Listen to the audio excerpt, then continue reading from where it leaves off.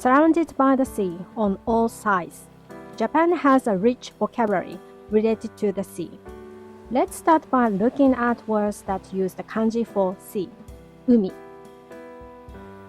Unabara, a broad open stretch of the sea, emphasizing its wide surface and sense of expanse. Ounabara, an endlessly spreading immense open sea, often used to stress boundlessness.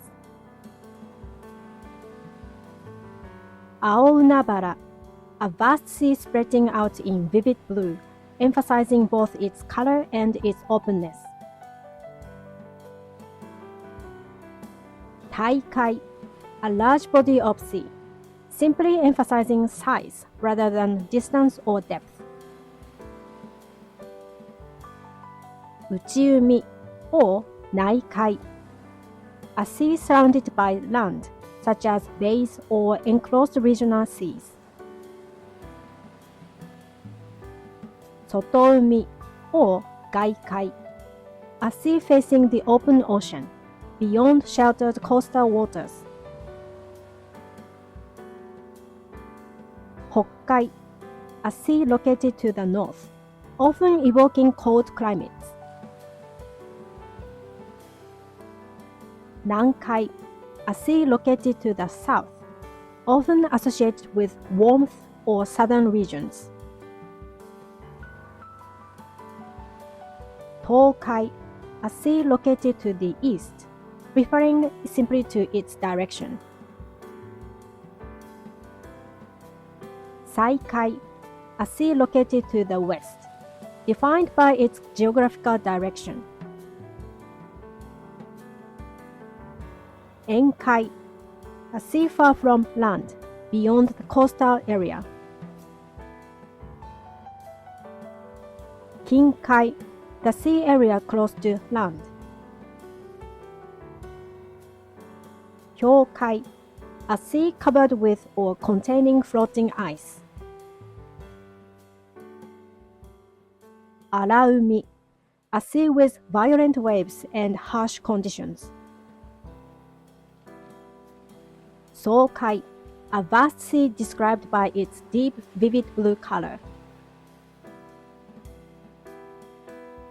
Hekikai, a clear, deeply blue sea beneath a cloudless sky, conveying purity and brightness. Zekkai, a lonely, extremely remote sea, far removed from any land. Shinkai, the deep part of the ocean, generally deeper than 200 meters. Ryoukai, the sea area under a nation's sovereignty, according to international law. Enkai, sea areas along the coast, close to land. Genkai, a sea described as dark and deeply profound, often literally. Kaikou, a deep trench on the ocean floor.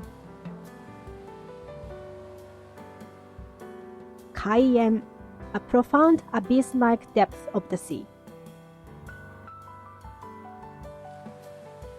Umibe, a place near the sea, focusing on the surrounding area rather than the exact shoreline.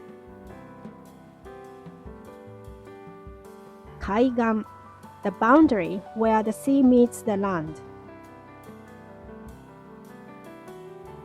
Wata, an ancient Japanese word referring to the sea, from classical Yamato language.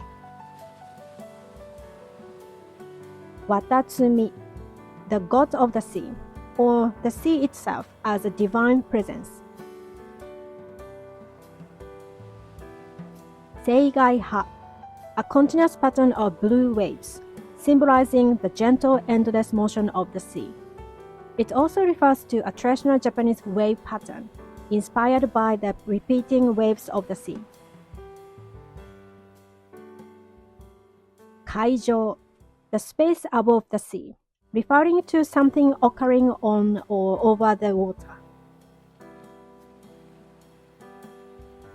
Kaien, the surface of the sea, where light, waves, and reflections appear. Kairo, a route or pathway across the sea used for navigation.